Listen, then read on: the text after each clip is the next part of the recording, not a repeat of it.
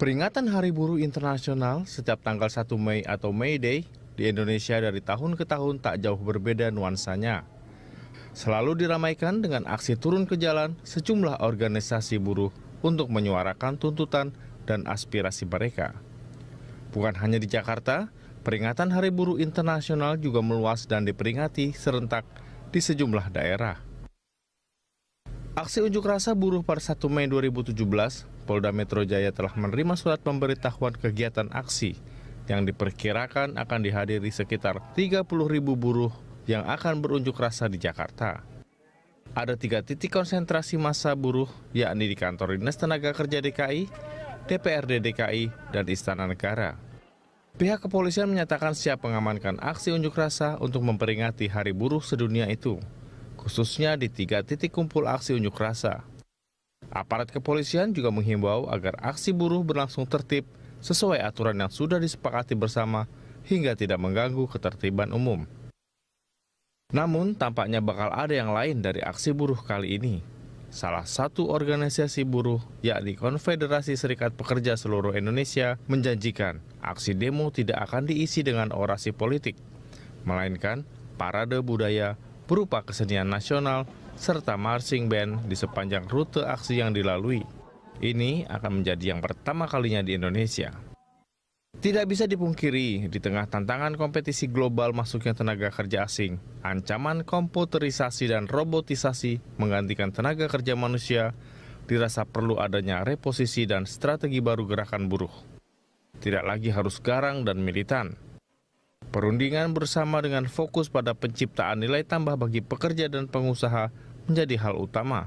Apabila buruh kehilangan kerja akibat perjuangan militan, kesenjangan pendapatan memburuk, membuat aksi buruh tidak relevan lagi. Gaya baru demo buruh itulah topik dialog jurnal pagi hari ini dan memperingati Hari Buruh Internasional pada tanggal 1 Mei atau May Day hari ini. Sejumlah organisasi buruh menggelar aksi turun ke jalan untuk menyampaikan tuntutan atau aspirasi mereka. Namun massa buruh menjanjikan aksi demo akan berlangsung secara damai dan menghibur hingga tidak akan menakutkan para pelaku bisnis. Bahkan salah satu organisasi buruh berjanji menampilkan parade budaya berupa kesenian nasional. Sejauh mana pemerintah sudah mampu mengakomodir tuntutan dan meningkatkan kesejahteraan buruh? Apakah parade budaya itu sebagai strategi gaya baru perjuangan atau bentuk empati atas ancaman terkoyaknya kebinekaan atau ada sebab lain? Untuk membahasnya di studio sudah hadir analis dari Indonesia Labour Institute, Rekson Silaban, dan kita juga sudah terhubung melalui sambungan telepon dengan Kabid Humas Polda Metro Jaya, Kombes Pol Argo Yuwono. Selamat pagi Pak Argo Yuwono. Selamat pagi Pak Argo Yuwono.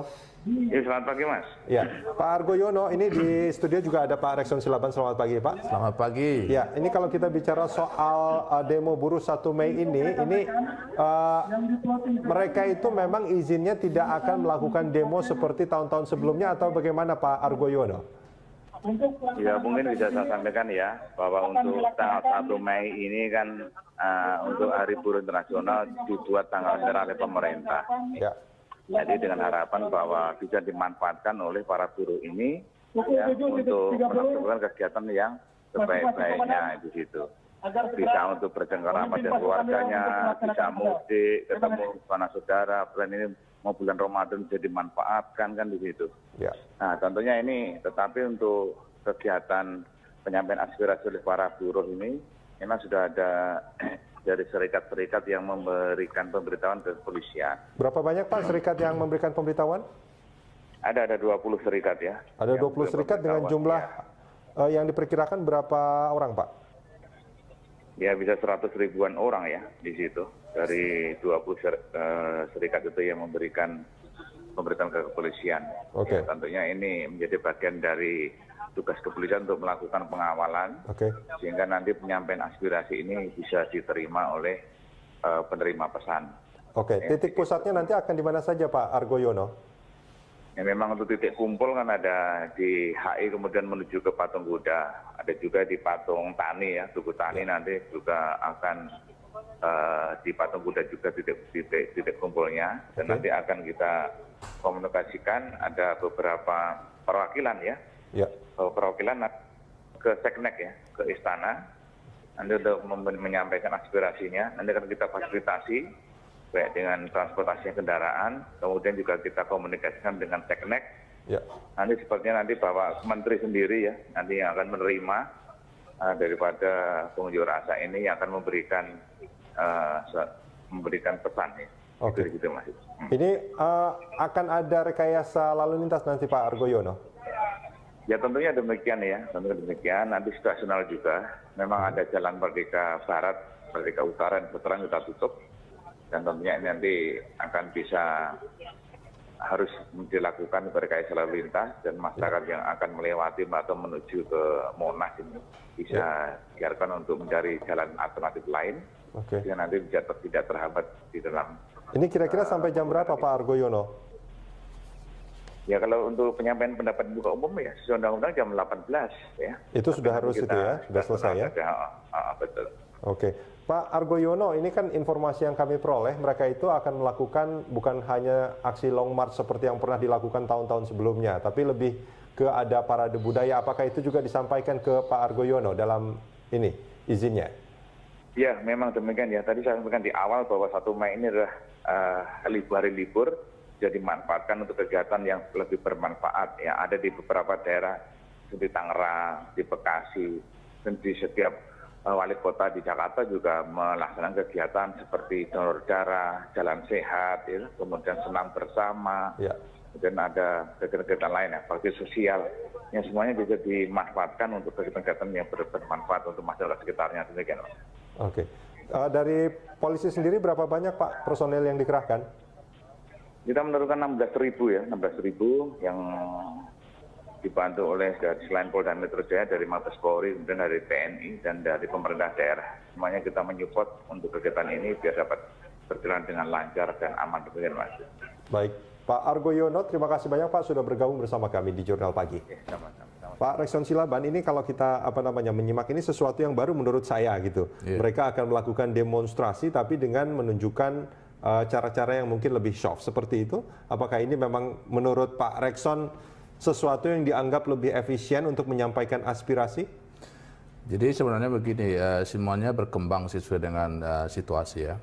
Kalau dulu kan awalnya May Day kan mulai dari kejadian di Amerika, itu Heimat accident 1886. Jadi buruh martir ada terbunuh gitu. Jadi perayaan-perayaan awal itu memang masih untuk memperingati martir selalu keras ya.